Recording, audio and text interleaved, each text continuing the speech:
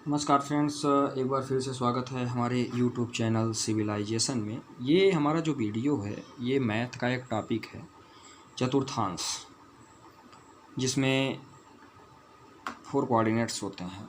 इसमें जो है बहुत सारी प्रॉब्लम्स क्रिएट होती हैं, तो वो सारे डाउट्स लेके मैं आया हूँ इस वीडियो में। वो सारी चीज़ें मैं इस वीडियो में क्लियर करूँगा। बेसिकली जो हम चतुर्थांश को रिप्रेजेंट करते हैं, सबसे पहले हम 2 एक्सिस लेते हैं, जैसा कि हमने लिया है एक्स एक्सिस और वाई एक्सिस उसके परपेंडिकुलर रहती है। जो दोनों रेखाएं जिस पॉइंट पे मिलती हैं उसको 0 0 से डिनोट करते हैं, मतलब x 0 और y 0। अब एक्स एक्सिस जो है ये टोटल जो एंगल बनता है वो 360 डिग्री का बनता है। एक्स एक्सिस हम स्टार्ट करते हैं 0 डिग्री, इसके बाद जो परपेंडिकुलर है वो आके यहाँ पे 90 डिग्री हो जाता है। 90 डिग्री के बाद वाई पे फिर ये जो है इधर आने के बाद ये 0 से 180 डिग्री, 90 के बाद 180 डिग्री और 180 डिग्री के बाद फिर से 270 डिग्री और 270 के बाद फिर से ये हो जाता है वापस लौट के 360 डिग्री। अब यदि हम इसी चीज़ को रेडियंट फॉर्म में देखें तो आप सभी को पता होगा कि पाई का मान जो होता है, पाई का जो मान होता है वो होता है 180 डिग्री। 180 डिग्री अपना पाई का मान होता है, ठीक है। पाई इक्वल टू 180 होता है। तो जो अपना 0 है, यदि हम इस पे चलें तो 0 पे तो 0 ही रहेगा। जो 360 है, जो अपना 360 है उसका जो मान है, तो 360 mean 1 pi is equal to 180। तो जो 360 है वो हो जाएगा, तो इसका जो मान है रेडियंट फॉर्म में वो हो जाएगा 2 पाई। सेम कंडीशन जब हम यहाँ आएंगे तो इसका मान रेडियंट फॉर्म में हो जाएगा pi by 2 mean 180/2 is equal to 90। Same condition यहाँ आएंगे तो यहाँ पे हो जाएगा रेडियंट फॉर्म में पाई। और जब हम 270 के पास आएंगे तो इसका मान हमारा हो जाएगा 3 पाई बाई 2। ये इसका रेडियंट फॉर्म है। तो अभी हमने जितना देखा इसमें, सिर्फ अभी तक हमने जो लिया है उसमें एक्स एक्सिस और वाई एक्सिस 2 रेखाएं हैं। दोनों रेखाओं के ऊपर हमने अभी सिर्फ डिग्री मार्क किया है। डिग्री मार्क मीन 360 डिग्री का जो एंगल बन रहा है सिर्फ उसकी मार्किंग की है। अब हम आगे देखेंगे कि आगे इसमें चतुर्थांश कहाँ प्रथम होता है, कहाँ द्वितीय होता है, कहाँ तृतीय। इसके बाद उसमें हम जो है जो रेखाएं प्रदर्शित करते हैं वो कैसे करते हैं। अब जो हमारा प्रथम चतुर्थांश होता है, प्रथम चतुर्थांश जो होता है वो हम डिनोट करते हैं x धनात्मक और y धनात्मक पोर्शन को। ये हमारा x एक्सिस है, ये हमारा y एक्सिस है, ये दोनों धनात्मक हैं। और जो हमारा x डैश और y डैश वाला पार्ट रहता है मीन, ये हमारा x एक्सिस है। मीन यहाँ पे जो वैल्यू आएगी 1 2 3 एंड 4, ये सारी वैल्यूज अपनी क्या रहेंगी, पॉजिटिव रहेंगी। 1 2 +3 एंड +4।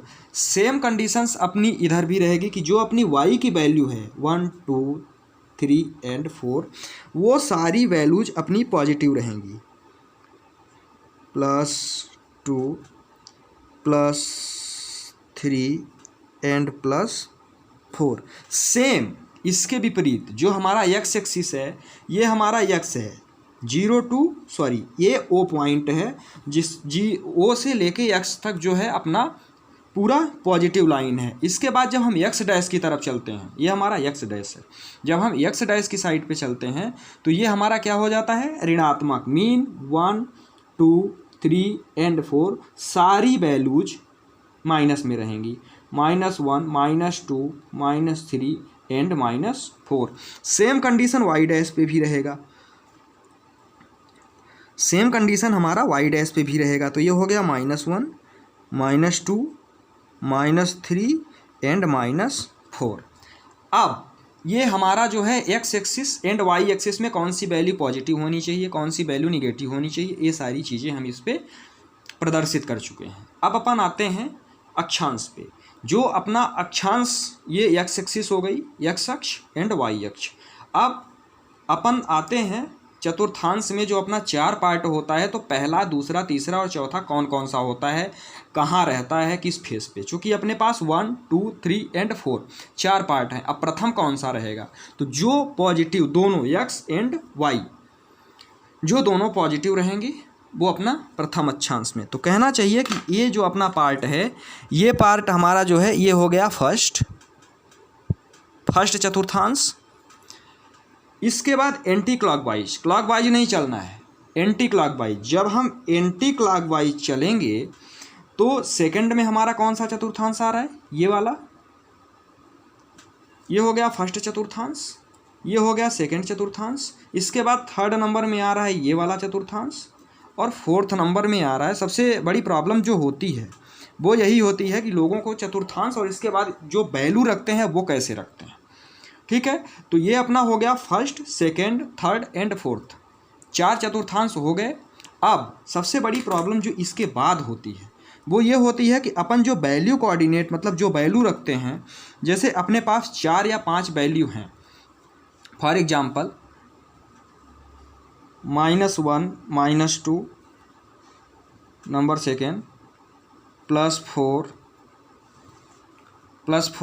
-3 नंबर थर्ड, -5 +7 और ये 4 -1 -1। ये जो वैल्यू रखते हैं किस चतुर्थांश में आनी चाहिए, सबसे बड़ी प्रॉब्लम ये वैल्यू पुटअप करने में दिक्कत जाती है। कि ये पहली चीज़ तो अभी मैं रेखीय नहीं बता रहा हूँ, अभी सिर्फ इतना बता रहा हूँ कि ये चीज़ें कौन से चतुर्थांश में आती हैं, कौन से चतुर्थांश में होगी। क्लास 10th में ये क्या 2 नंबर का ऑब्जेक्टिव आता है इसका, कि ये जो वैल्यू हैं वो कौन से चतुर्थांश की हैं। तो जो वैल्यू है, सबसे पहली चीज़ जो है, जो वैल्यू आपको सबसे पहली वैल्यू मैंने लिया है -1। पहली वैल्यू क्या है, पहली वैल्यू हमारी है -1 एंड -2।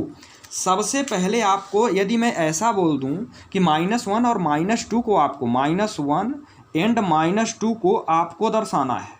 ठीक है, सबसे पहले आपको तुरंत माइंड में आ जाना चाहिए कि ये कौन से एक्सिस का है। मीन -1 मतलब एक्स वैल्यू, -2 मतलब वाई वैल्यू। ये तुरंत माइंड में आ जाना चाहिए कि जो फर्स्ट वैल्यू है वो एक्स एक्सिस की है और जो सेकंड वैल्यू है वो वाई एक्सिस की है।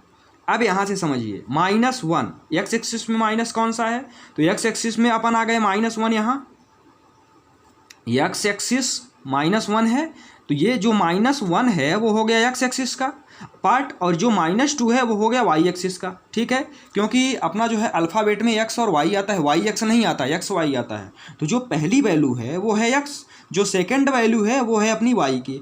अब जो पहला वैल्यू है वो अपना जो एक्स की वैल्यू है वो है माइनस की। मीन अपन आएंगे इस रेखा में, तो ये है अपना -1। अब जो अपना -2 है वो भी कहाँ आ रहा है, वाई डैश पे। ये हो गया एक्स डैश, ये हो गया वाई डैश, ये दोनों वैल्यू निगेटिव हैं। मीन ये जो अपना पार्ट है वो तृतीय चतुर्थांश में आएगा, तो ये हो जाएगा -1 -2। सेम कंडीशन अपन करते हैं सेकंड में। जो सेकंड वैल्यू हमने लिया है वो लिया है +4 -3।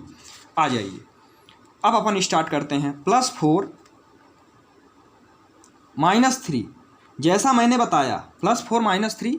फर्स्ट वैल्यू जो है अपनी वो क्या है, एक्स एक्सिस की है।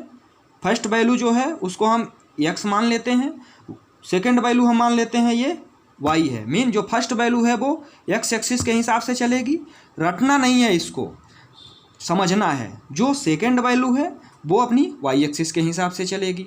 तो जो फर्स्ट वैल्यू हमने लिया है +4 है, +4 मीन एक्स एक्सिस पे आएगी, ये रहा +4। इसके बाद जो -3 है, -3 मतलब वाई एक्सिस पे आएगी। +4 -3 कौन सा चतुर्थांश में आया, तो ये आया अपना 4 चतुर्थांश में।